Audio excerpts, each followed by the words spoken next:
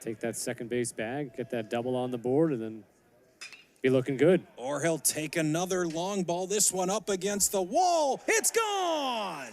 Thompson Allen, his second home run of the game. A 3-run shot makes it 12-5 UIC.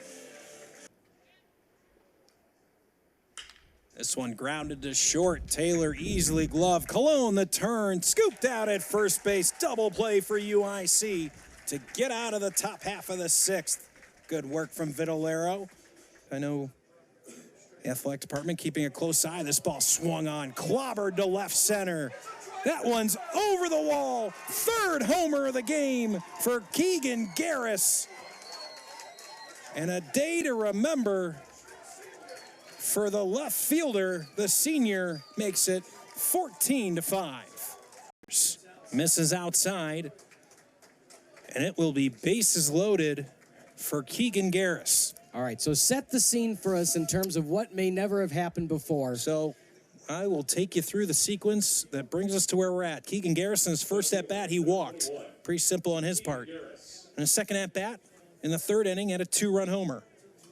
In his third at-bat, in the fifth, he had a solo homer. So he's got a solo homer at that point and a 2-run homer.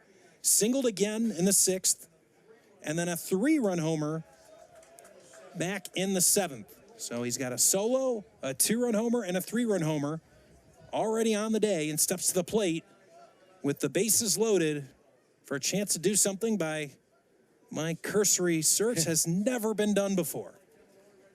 Never know what you're going to see at the ballpark. Here's Keegan Garris, the 1-0 delivery from Gohlke. He lines one to left field. It's a base hit. It's going to bring home 2 more for Indiana State. Easily scoring from second is Beck. And it's a 16-5 lead for Indiana State. So we don't get history, but what a day for Keegan Garris, who just notched his 8th and 9th RBIs of the game. 8-5 our score. As Jorge Cartagena comes to the plate, takes the first pitch for a ball.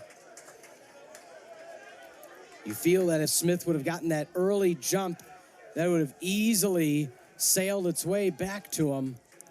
But again, with that initial pop, it deemed itself much shorter to begin with. 1-0 just catching the edge. Cartagena didn't like it, but it evens up the count.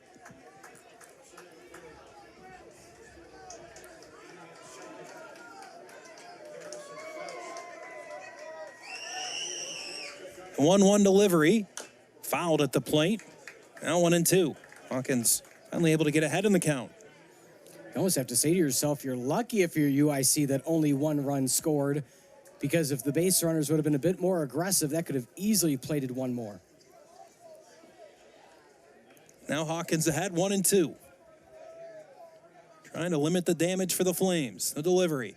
Swung on and missed. Strike 3. Big strikeout for the second out of the inning for Colin Hawkins. His best pitch of the evening since coming in again, the third pitcher this inning for the Flames, just dropped right at the bottom. Really good depth on that off-speed pitch.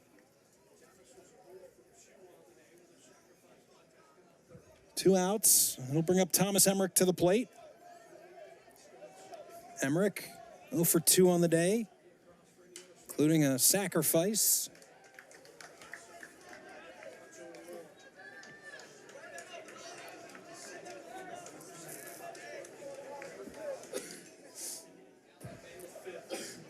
Bases loaded.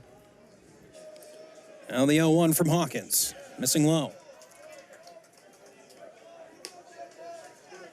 Base runners, I was just going to give mention, a little bit generous of a lead. Understandably so with 2 outs. The 1-1 from Hawkins. In there, off speed, strike 2.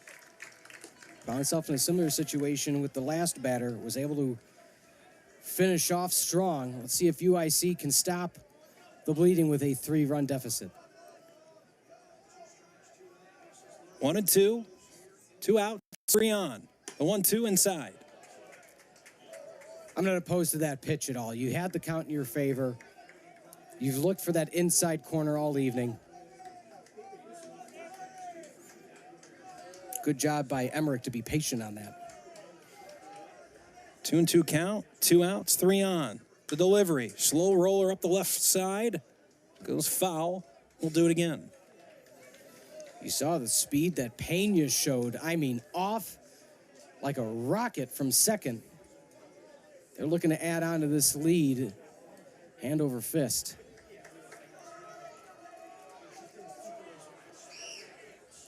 Hawkins trying to keep Indiana State where they're at, leading 8-5. The 2-2. This one lifted on the infield between Harris and Husko. It's Harris that gloves it for the third out of the inning for UIC. After 5.5, Indiana State leading 8-5. You're watching the Valley on ESPN.